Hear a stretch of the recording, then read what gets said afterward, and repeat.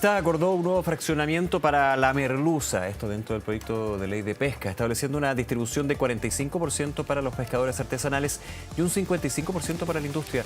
Tras el acuerdo, la empresa Pacific Blue de la región del Biobío revirtió su decisión o anunció que revertiría su decisión de cerrar su planta en Talcahuano. Para hablar del tema estamos a esta hora en contacto con el ministro de Economía, Nicolás Grau. Ministro, ¿cómo está? Gracias por acompañarnos. Hola Nicolás, muy bien, muchas gracias por la posibilidad de conversar. Ministro, primero que todo, ¿fue un buen término lo que se consiguió, se logró ayer en la comisión mixta? Me imagino que sí, pero en términos de toda la trayectoria última que ha tenido el proyecto de fraccionamiento y con las novedades que se dan desde la industria ya en el Biobío, ¿lo evalúan de buena manera o podría haber sido mejor o queda pendiente?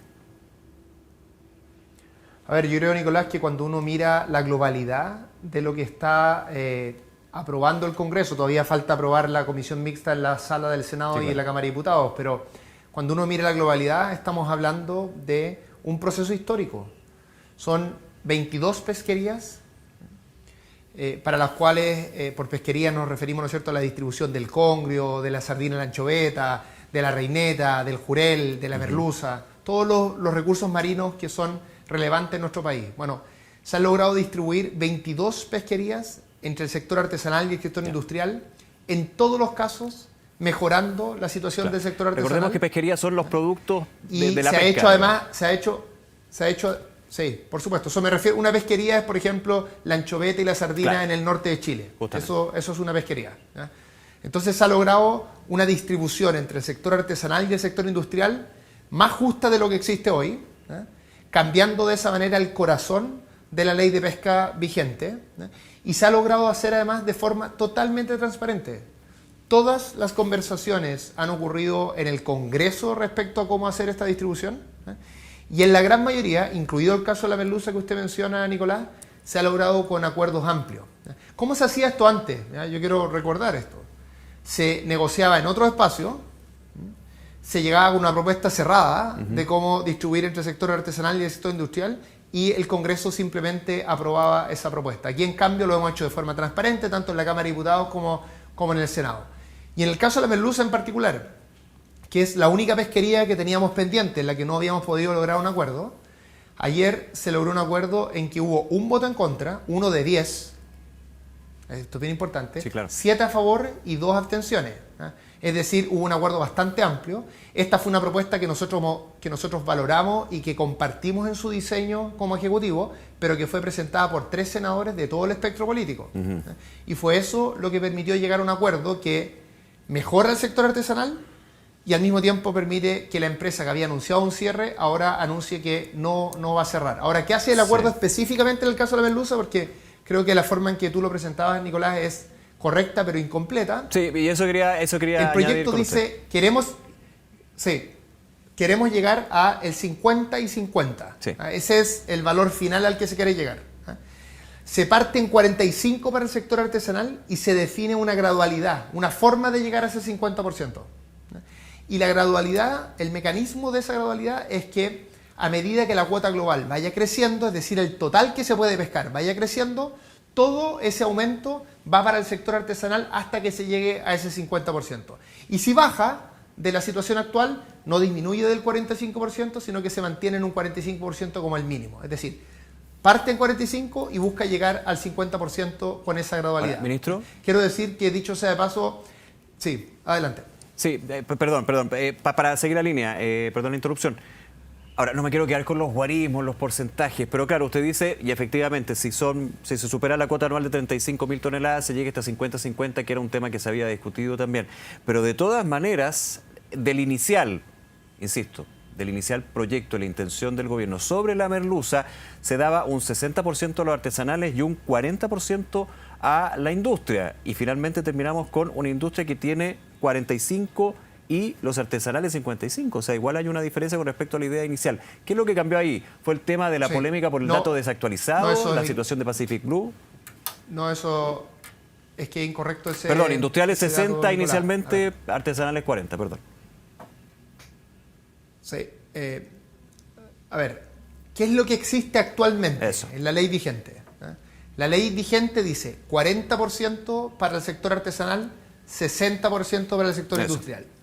En la propuesta inicial del gobierno decía 43 para el sector artesanal, 57 para el sector industrial. Ahí va. En la propuesta que está saliendo de la mixta va a llegar a 50 y 50 y parte en 45. Incluso, eso significa que incluso el valor del que parte es mayor que la propuesta inicial del gobierno para el sector artesanal. ¿Ya? Ahora, hay un legítimo debate respecto a si este aumento para el sector artesanal es todo lo que se esperaba, y muchos de los parlamentarios esperaban más. ¿Ya? Pero también es cierto que el problema que teníamos es que teníamos que lograr un equilibrio entre mejorar la situación del sector artesanal sin producir el cierre de una empresa. Yo me he juntado, Nicolás, con todos. ¿Eh? Me he juntado con el mundo de la pesca artesanal, sus sindicatos, sus distintas organizaciones, y también me he juntado principalmente con los sindicatos de la industria. Me he juntado, por ejemplo, con el sindicato de tripulantes de la empresa que señalaba que iba a cerrar. Me he juntado muchas veces con ellos. Es parte, uno de sus dirigentes, Sergio, es parte del plan de fortalecimiento industrial del Biobío, de la gobernanza. Por lo tanto, nos veíamos por lo menos una vez al mes. Entonces, lo que yo busqué como ministro y lo que buscamos en general como ejecutivo es lograr un acuerdo, porque no nos podíamos permitir que al mismo tiempo que mejorábamos el sector artesanal tuviéramos el cierre de una empresa y esa gente perdiera el empleo. Este es un tema complejo, en que teníamos que mejorar el sector artesanal, insisto, pero también cuidar el empleo. Y ese es el equilibrio que ayer, solo con un voto en contra, se logró en la comisión mixta, y yo valoro mucho el trabajo que hicieron los parlamentarios, porque no fue una solución fácil, pero a mi juicio fue una solución positiva para el sector artesanal y responsable con el país además. Sí, y gracias por la explicación. Yo me enredé un poquito con los porcentajes, era con lo que actualmente hay y lo que estaría. No hay problema, mira, Nicolás, esto enreda a todo el mundo, es bien complicado. Pido disculpa, yo ahí lo expliqué súper mal. Pero quiero ir a un punto que es súper relevante. Claro, usted dice un acuerdo histórico y también en lo que ha sido la historia de la ley de pesca, para qué decir. Pero le hago la pregunta también desde lo político. ¿Por qué el diputado Jorge Brito dice que usted no cumplió con su palabra, que rompió su palabra, que no se llega al 50-50, el mitad y mitad, el 50% cada uno de una? Hay que aspirar, digamos, a que la proyección hable de 35.000 toneladas de la merluza. Aquí hay una crítica desde el parlamentario del Frente Amplio al ministro del Frente Amplio. Llamativo, negativamente. Sí, bueno, yo no me explico esas palabras, yo no he faltado mi palabra en ningún caso, y todas las cosas que planteaban las he hecho transparentemente en la comisión, en el lugar que corresponde. Cuando me he juntado con los trabajadores lo he dicho, cuando me he juntado con el mundo artesanal lo he dicho, cuando me he juntado con la empresa Pacific Blue también lo he dicho, todo está registrado, e incluso ayer en la conversación en la comisión mixta yo planteé qué es lo que habíamos conversado en ese minuto con la empresa respecto a los márgenes que podían permitir un no cierre. Por lo tanto, todo lo hemos hecho con mucha transparencia, Nicolás, porque eso es la clave. Lo que hemos logrado acá, que es una distribución muy importante, insisto, en 22 pesquerías para el sector artesanal, es una conversación compleja que podía tener estas tensiones, como la tensión que tuvimos en el caso de la merluza. Sí. Y a nuestro juicio como ejecutivo lo importante era que toda esa conversación, aunque fuera difícil, se diera de forma transparente, para que el país también entendiera al dilema que nos enfrentábamos, ¿no es cierto? Queríamos subir más el sector artesanal, pero si lo subíamos hasta el nivel que queríamos, íbamos a poner en riesgo los empleos relevantes, en este caso de una empresa en el Biobío. Y entonces, enfrentado a ese dilema, lo que hicimos fue buscar el mejor avance para el sector artesanal, sin por ello poner en cuestión esos empleos de la industria. Entonces, lo que hemos hecho, Nicolás, lo hemos hecho de forma transparente, y el resultado, insisto, es muy positivo, porque tenemos un acuerdo mayoritario y en algunos casos de consenso en 22 pesquerías y con total transparencia para el país. Entonces, las palabras que usted señala, yo no entiendo cuál es su base para una afirmación de ese tipo. Me imagino que tiene que ver con eventualmente que tiene mucha molestia, y entiendo esa molestia porque el diputado ha trabajado mucho también en este proyecto de ley y eventualmente esperaba un resultado distinto. Yo entiendo y tengo empatía con aquello, pero lo relevante es que más allá de lo que cada uno esperaba, más allá de las diferencias que puedan existir, siempre discutamos con mucho respeto, y esa va a ser la forma en la que yo voy a participar en esta conversación y de cualquiera de las conversaciones, tanto con compañeros de mi partido como también con cualquier diputado o cualquier parlamentario. Por lo que le entiendo, no ha hablado con el diputado Brito, sería necesaria una conversación, también por lo involucrado que estuvo justamente en esta comisión mixta, en el trabajo, y con respecto a la situación de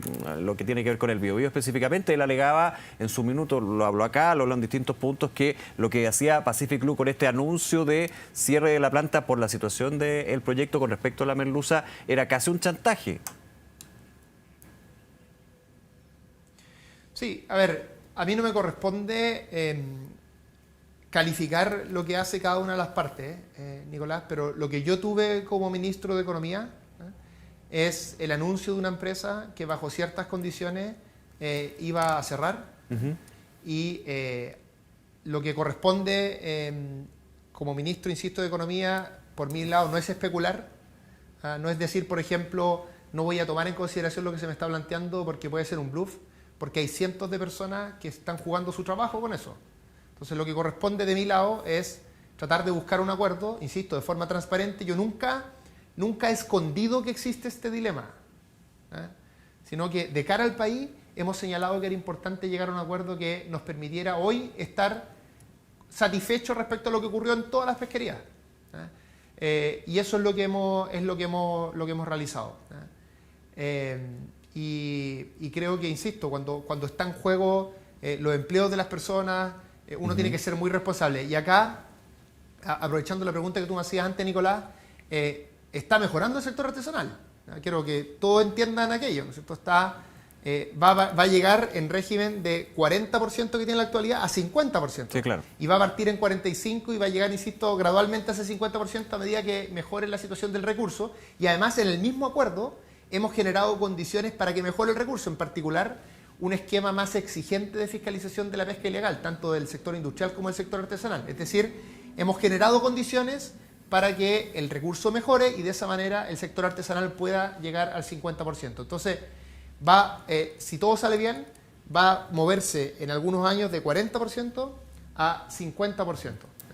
¿Podría haber sido más? Tal vez podría haber sido más, pero poníamos en riesgo los empleos de una parte importante de trabajadores y trabajadoras en el Biobío. Entonces creo que hemos llegado a un acuerdo equilibrado, que dicho sea de paso, Nicolás, no es tan distinto a lo que proponía el diputado. El diputado lo que propuso era también partir en torno o sea, partir en menos de 50 y llegar a 50 luego de algunos años.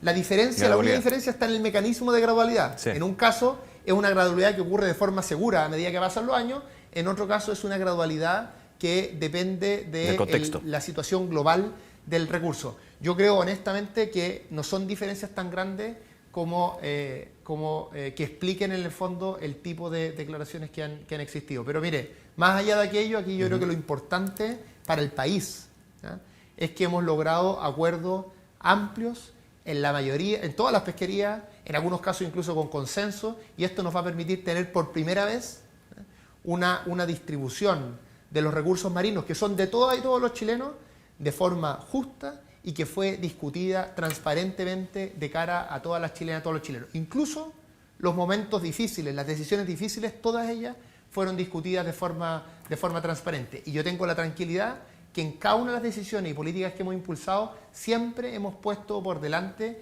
que la gente común y corriente, tanto del sector artesanal como los trabajadores de la industria, estén bien y tengan condiciones para poder desarrollar su trabajo.